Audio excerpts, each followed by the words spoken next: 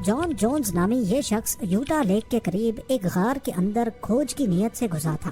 खोज के दौरान उसने फैसला किया कि वो गार की सबसे तंग जगह में जाकर एक नया रिकॉर्ड बनाएगा। लेकिन क्या मालूम था उसको कि ये फैसला उसकी जिंदगी का आखिरी फैसला होने वाला है। वो नटी पटी के नाम से पहचानी जाने वाली इस गार के तंग रास्तों में रेंगता हुआ आगे बढ़ रहा था, लेकिन रास्ता भटक कर गलती से गार के ऐसे हिस्से में घुस बैठा जहां आज तक कोई भी नहीं गया था। कब्र जितनी तंग जगह जिसमें हाथ हिलाना तो दूर की बात, सांस लेना भी मुश्किल था, और बदकिस्मती से इसी कंडीशन में जॉन उल्टा फंस गया। ये कहानी है 26 साला जॉन जोन्स की, जिसकी जिंदगी के आखिरी 27 घंटे इसी गार में गुजरे। यूटा की सॉल्ट लेक सिटी के करीब छोटी छोटी चट्टानें हैं जिनके अंदर ये नटी पटी नामी हाइड्रोथर्मल केव मौजूद है। 1960 में पहली बार ये गार डेल ग्रीन नामी शख्स ने डिस्कवर की, और तब से लेकर यहाँ हजारों मन चले नौजवान अपने हुनर का इम्तिहान लेने आने लगे। नटी पटी केव अपने तंग फिसलने वाले टेढ़े रास्तों की वजह से काफी मशहूर है, जिसके अंदर जाने का सिर्फ एक ही रास्ता है, और वो भी सिर्फ 30 इंच चौड़ा।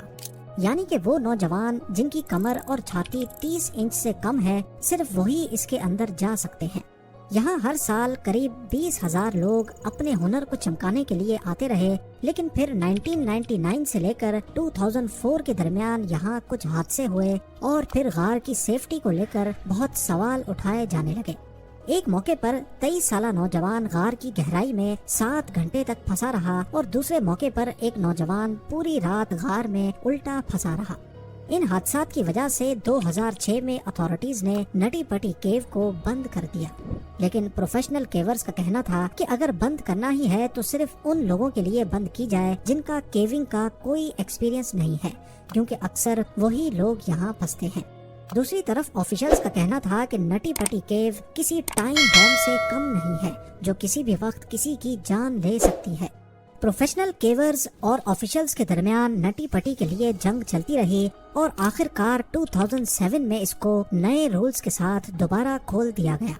एक मैनेजमेंट कमेटी बनाई गई जो गार के अंदर सिर्फ उन्हीं लोगों को जाने की परमिशन देगी जिनका केविंग में अच्छा खासा एक्सपीरियंस हो और जिनके पास प्रोफेशनल इक्विपमेंट्स भी हों।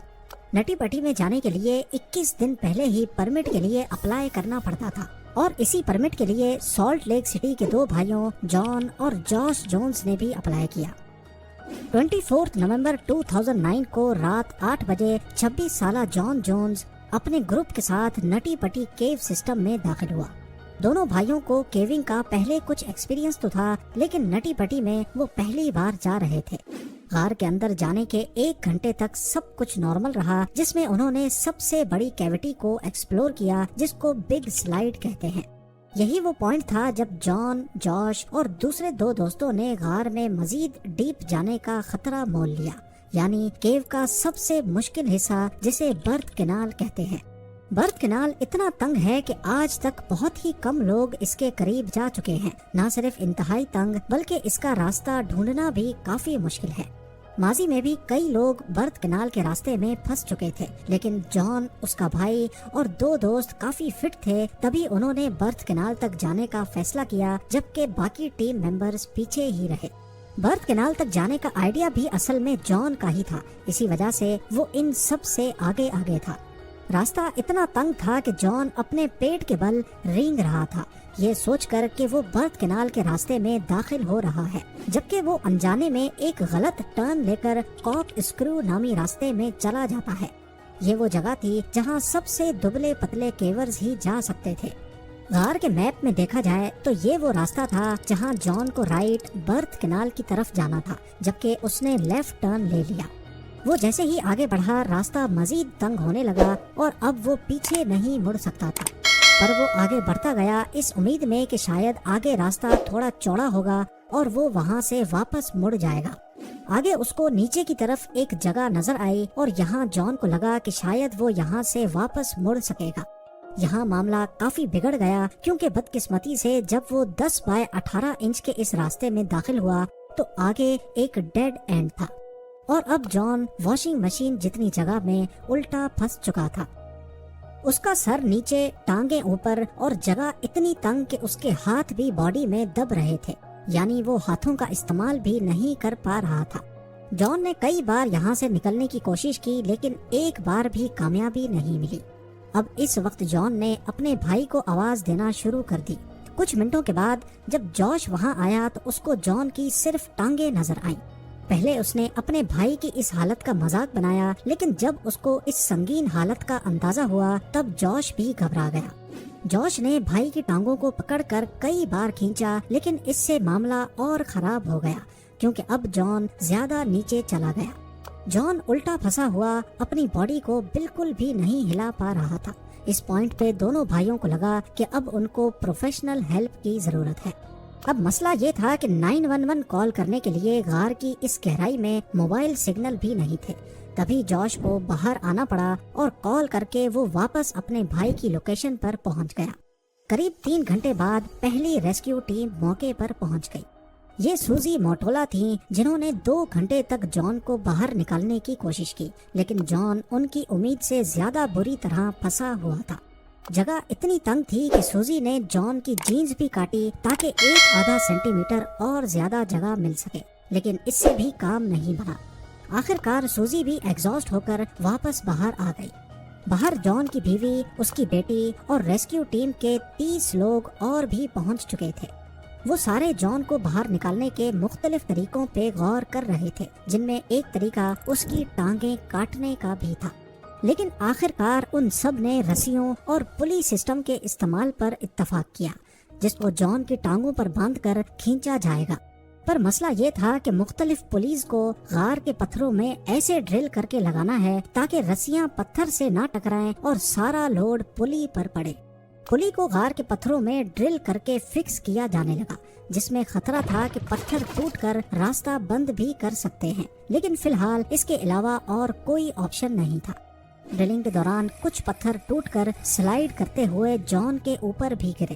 700 فٹ کی گہرائی میں یہ کام کرنا جہاں کافی مشکل تھا وہیں کافی ٹائم کنزیومنگ بھی، اور اوپر سے تنگ راستے کی وجہ سے ایک وقت میں صرف ایک ہی ریسکیو ورکر اندر جا سکتا تھا۔ اوپر ریسکیو ورکرز کی تعداد اب 100 سے زیادہ ہو چکی تھی لیکن وہ سارے کچھ نہیں کر پا رہے تھے، اور لگے ہاتھ ریسکیو ٹیم میں موجود ایک ڈاکٹر نے معاملے کو مزید سنگین بنا دیا جب انہوں نے یہ بتایا کہ جان کیونکہ الٹا پھنسا ہوا ہے تو اس کے پاس صرف 10 گھنٹے ہیں، یعنی اتنے وقت کے بعد اس کے آرگنز ایک ایک کر کے فیل ہوتے جائیں گے۔ انسانی جسم سیدھا رہنے کے لیے بنا ہوا ہے جس میں دل کی لوکیشن باڈی کے اوپر والے حصے میں ہے۔ ہارٹ پمپ کر کے پوری باڈی کو خون سپلائی کرتا ہے اور تقریباً 80% خون نیچے والے حصوں کو سپلائی ہوتا ہے جہاں گریوٹی کی مدد سے سپلائی آسانی سے پہنچ جاتی ہے۔ لیکن کیونکہ اب جان الٹا ہے تو اس کے ہارٹ کو زیادہ زور لگا کر 80% باڈی تک خون اوپر کی طرف پمپ کرنا ہوگا جس میں ہارٹ کو اوور ٹائم کام کرنا پڑے گا۔ ڈاکٹر کا کہنا تھا کہ اس سے جان کو کسی بھی وقت ہارٹ اٹیک آ سکتا ہے۔ یہ جاننے کے بعد ریسکیو ورکرز نے جان کو کم از کم سیدھا کرنے کے لیے کوشش اور تیز کر دی۔ گھنٹوں انتظار کے بعد پولیس انسٹال ہوئی اور جان کو ٹانگوں سے پکڑ کر کھینچا گیا، لیکن جلد ہی وہ نئے مسئلوں میں پھنس گئے، جیسا کہ جان کی ٹانگیں ایسی پوزیشن میں تھیں کہ وہ بینڈ نہیں ہو پا رہی تھی، اور جب وہ ٹانگوں کو کھینچتے تو پیر غار کی چھت سے ٹکرا جاتے۔ خیر بڑی مشکل سے انہوں نے جان کو اس گڑھے سے کافی باہر نکال لیا، لیکن آخری وقت میں ایک پلی غار کی دیوار سے نکل گئی اور اب جان واپس وہیں پھنس گیا جہاں وہ پہلے تھا۔ جان اب کافی پینک ہو رہا تھا، تبھی 2 وے کمیونیکیشن سسٹم اندر بھیجا گیا تاکہ وہ اپنی بیوی سے بات کر کے تھوڑا ریلیکس ہو سکے۔ یہ طریقہ کام کر گیا اور جان کافی حد تک بہتر ہو گیا۔ آخر کار 19 گھنٹوں کے بعد جان کو دوبارہ سے کھینچنے کی تیاریاں مکمل ہو چکی تھی۔ یہ کام بہت سنبھل کر کرنا تھا کیونکہ ہر ایک کھچاؤ پر جان کی ٹانگوں پر بہت پریشر پڑ رہا تھا۔ بڑی مشکل سے اس بار اس کو کافی حد تک باہر نکال لیا گیا، اتنا باہر کہ اب اس کا فیس ریسکیو ورکر دیکھ سکتا تھا۔ اس ریسکیو ورکر نے بعد میں بتایا کہ جان کی آنکھیں لال تھیں اور اس کے فیس پر خوشی کے لمحات تھے۔ پچھلے 19 گھنٹوں میں پہلی بار جان اس تنگ راستے نما گڑھے سے باہر دیکھ پا رہا تھا۔ اب صرف ایک آخری پل کی ضرورت تھی اور جان پوری طرح اس گڑھے سے باہر آ جاتا، لیکن تبھی اچانک ایک جھٹکے سے دوبارہ پلی فیل ہو گئی اور جان واپس سے اسی جگہ میں جا کر پھنس گیا جہاں وہ پچھلے قریب 20 گھنٹوں سے پھنسا تھا۔ جان جونز کو بچانے کے آخری اٹیمپٹ میں اس کے گرد پتھروں کو ڈرل کر کے توڑنے کی کوشش کی گئی، لیکن شاید اب بہت دیر ہو چکی تھی۔ جان نے ہلنا جلنا بند کر دیا اور وہ کسی بات کا جواب بھی نہیں دے رہا تھا۔ اس کی بیوی نے بھی ریڈیو پر جان کو ہوش ملانے کی کوشش کی، لیکن کوئی فائدہ نہیں ہوا۔ اس پوائنٹ پر ایک بہادر پیرامیڈک کو جان کی پلس لینے کے لیے نیچے بھیجا گیا۔ جس بات کا سب کو شک تھا وہی ہوا۔ جان جونز کو 25 نومبر 2009 رات کو 11:50 پر مردہ قرار دے دیا گیا۔ جان کی بیوی کو یہ خبر سن کر بالکل یقین نہیں آیا کہ اس کا ہسبینڈ اتنی چھوٹی غلطی کی وجہ سے مر گیا ہے۔ وہ اس امید میں تھی کہ شاید ٹانگ سے نبض صحیح سے چیک نہیں ہوئی ہوگی اور اس کا ہسبینڈ ابھی بھی زندہ ہے، لیکن جو حقیقت تھی وہ سب کے سامنے تھی۔ پر جس چیز کی ڈاکٹرز نے صرف 10 گھنٹے کے بعد امید کی تھی، جان کی اچھی ہیلتھ کی وجہ سے وہ مزید 17 گھنٹے تک زندہ رہ پایا۔ جان کی ڈیڈ باڈی کو باہر نکالنے کے کئی پلانز بنائے گئے، جس میں باڈی کو 2 حصوں میں نکالنے کا آئیڈیا بھی سامنے آیا، لیکن آخر کار یہ فیصلہ کیا گیا کہ باڈی کو وہیں چھوڑ کر پوری نٹی پٹی کیو کو ہمیشہ کے لیے بند کر کے جان کی قبر ڈکلیئر کر دیا جائے۔ آج بھی جان جونز کی ڈیڈ باڈی نٹی پٹی غار کے اندر اسی پوزیشن میں موجود کیو ایکسپلوریشن کے خطرات کی یاد دلانے کا کام کر رہی ہے، اور غار کے باہر اس کی یاد میں لگائی گئی ایک تختی بھی موجود ہے۔